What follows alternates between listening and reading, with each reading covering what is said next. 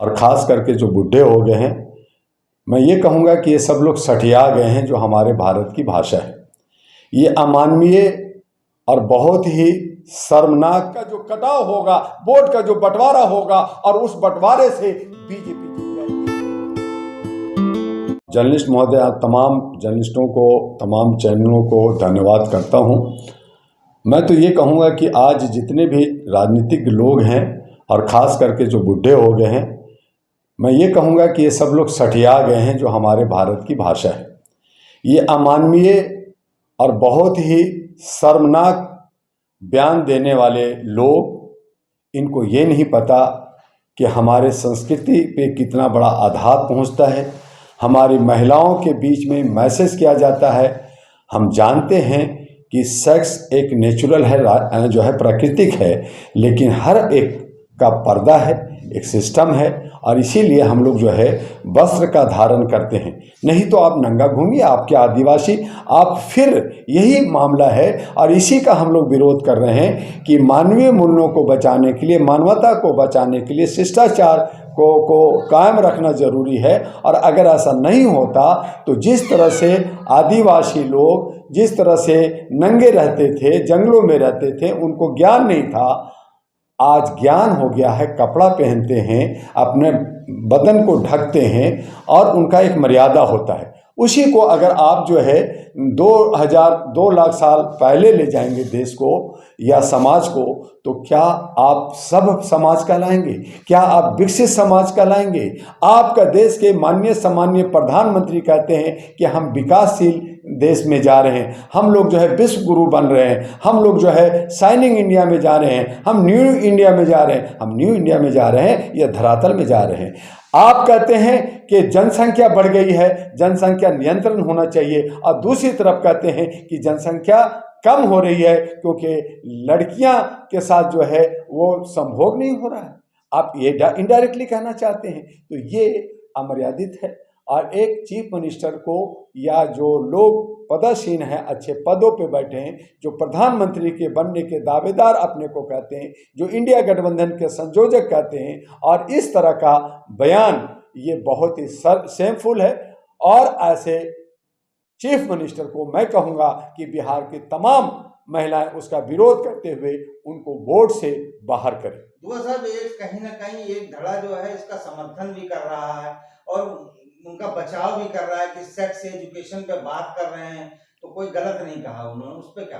देखिए, एक मैं मानवाधिकार का कार्य करता हूँ, ह्यूमन राइट्स एक्टिविस्ट हूँ, और इस नाते के नॉलेज, जानकारी, ज्ञान जो है होना चाहिए। बायोलॉजी लोग पढ़ते हैं, कॉमर्स पढ़ते हैं, आर्ट्स पढ़ते हैं, साइंस पढ़ते हैं, लेकिन इसका मतलब ये नहीं है कि आप नंगा नाच करेंगे। तो जो लोग इस तरह की ये मज़े ले रहे हैं, चटकारे ले रहे हैं, ये लोग सब जो है मानसिक विक्षिप्त हैं, बीमार हैं, और ये समाज को गंदे नज़रों से देखते हैं। जैसे सड़कों पे चलते हैं या मेट्रो में चलते हैं तो बहुत लोगों की नज़रें जो है वो बहुत ही लड़कियों को, औरतों को देख करके उनकी नज़रें बताती है कि उनकी जो मानसिकता, उनकी जो सोच है वो गंदा है। जबकि हमारे लिए एक रिश्ता जो धर्म सिखाता है, जो मजहब सिखाता है, और हमारे आपसी जो मानवता सिखाता है कि आप जो है बहन को बहन कहें, माता को माता कहें, तो एक रिश्ता कायम होता है। और उस जगह पे ये चटकारे लेने वाले मानसिक रूप से वो बीमार हैं, और बीमार का इलाज होनी चाहिए, और वो है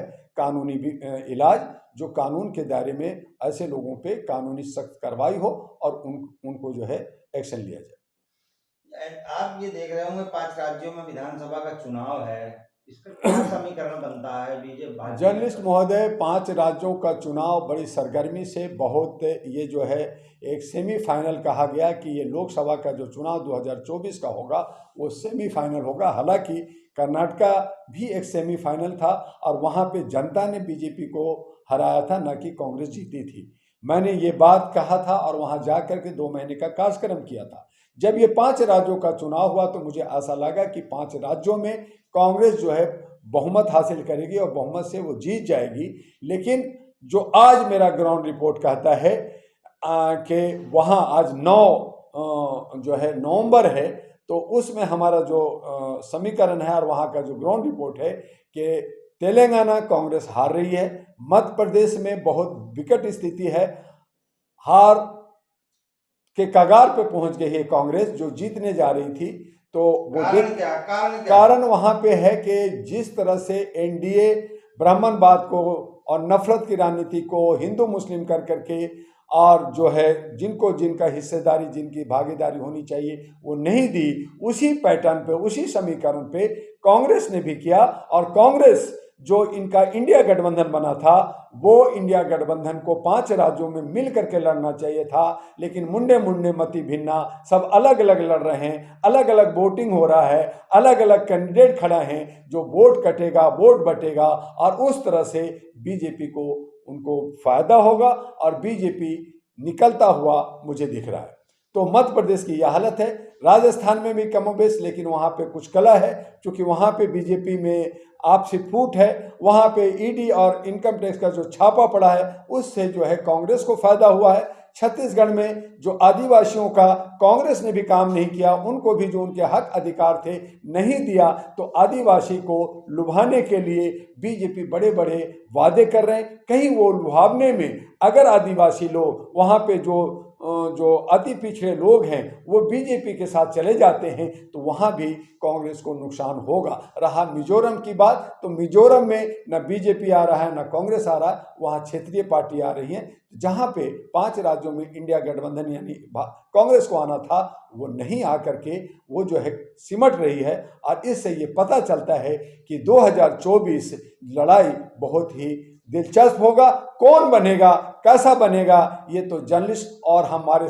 सामाजिक कार्यकर्ता जाने, लेकिन मैं ये कहूँगा कि न मुझे इंडिया चाहिए न हमें एनडीए चाहिए, क्योंकि दोनों जनता को धोखा दे रही है। हमें चाहिए राष्ट्रीय महागठबंधन भारत, हमें चाहिए अहरा नेशनल पार्टी, जिसका मैं संचालन कर रहा हूँ। पूरे भारत में 543 पे मेंबर ऑफ पार्लियामेंट हम लोग ढूंढ रहे हैं, जो अच्छे सच्चे लोग हों, जो कम बजट में अपना इलेक्शन लड़े और ये तमाम कॉर्पोरेट हाउस को हराएं। इसके लिए हम लोग कमर कस रहे हैं। दुआ साहब, कहीं ना कहीं आप मायावती जी के समर्थक भी हैं और आप काफी पसंद भी करते हैं, आपने काफी जगह उनकी बड़ी तारीफ भी करी, तो इनकी स्थिति क्या रहेगी इन राज्यों में? मैं मायावती को इसलिए पसंद किया कि उन्होंने एक वक्तव्य दिया जिसका मैं प्रभावित हुआ कि मैं 543 सीट पे लड़ूंगी और मैं किसी से गठबंधन नहीं करूंगी, न मैं इंडिया में जाऊंगी न इंडिया में जाऊंगी।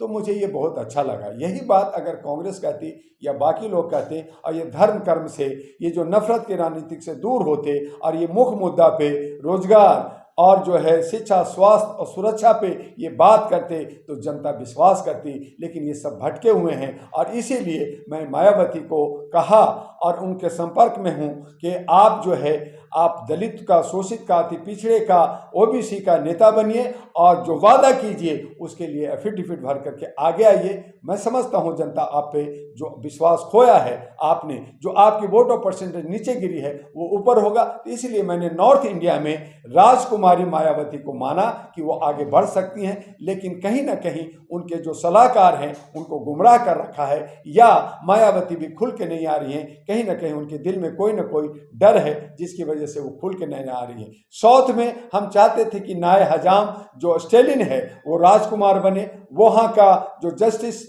लोगों को दे रहे हैं और जो है नीचे तबके को साथ दे रहे हैं, उसके साथ वो आगे बढ़े। तो हम चाहते थे कि वो बढ़ें और इसके लिए हम लोग प्रयासरत हैं, क्योंकि ये लोग पार्टी हैं, इन लोगों ने काम किया है, जनता का विश्वास भी जीता। लेकिन आज ये कमोबेश सभी अपने अपने विश्वास को खो रहे हैं और जनता ठगी जा रही है। इसलिए सकारात्मक विकल्प लेकर करके हम लोगों ने बड़ी सोच बूझ करके हम जो है किसानों को और जितने भी सैनिक हैं, नौजवान हैं, महिलाएं हैं, बेरोजगार हैं, उन तमाम लोगों को जो ठगे जा रहे हैं। आज बहुत सारे हमारे जो जनता जो वोट नहीं देती है कि ये नालायक लोग हैं, नोटा डालती है, हमारे पास रिकॉल सिस्टम नहीं है कि हम किसी को वापस लें, तो ये चंद वोट लेकर के 25-30% वोट लेकर के जो सत्ता में आते हैं और 70% पर शासन करते हैं।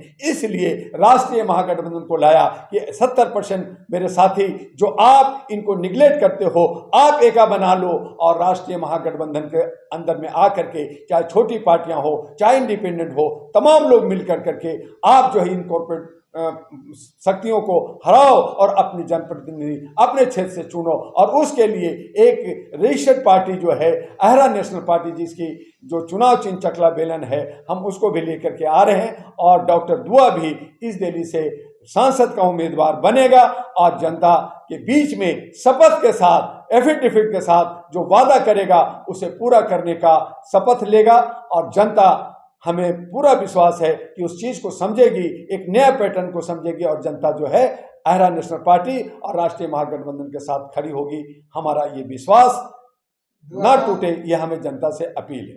दुआ साहब, कांग्रेस कह रही है मध्य प्रदेश में वो जीत रही है, क्या सच्चाई है? कांग्रेस को हराने के लिए जो इंडिया गठबंधन के जो लोग हैं, अखिलेश यादव हैं, मायावती हैं, गोंडा हैं, वहाँ पे हमारे और दूसरे छोटे छोटे पार्टियां हैं और इंडिपेंडेंट लोग हैं और कई और पार्टियां हैं जो इंडिया गठबंधन के हिस्सा हैं, आम आदमी पार्टी है, ये सब कमर कसे हुए हैं। हम अपना कैंडिडेट जिताएंगे, हम वोट लेंगे, तो वोट का जो ध्रुवीकरण होगा, वोट का जो कटाव होगा, वोट का जो बंटवारा होगा और उस बंटवारे से बीजेपी जीत जाएगी और ये मुंह देखते रह जाएंगे। ये सब रोटी रोटी, हमें हिस्सा चाहिए, हमें हिस्सा चाहिए, ये लोग बंदर की तरह लड़ते रहेंगे और लोमड़ी जो है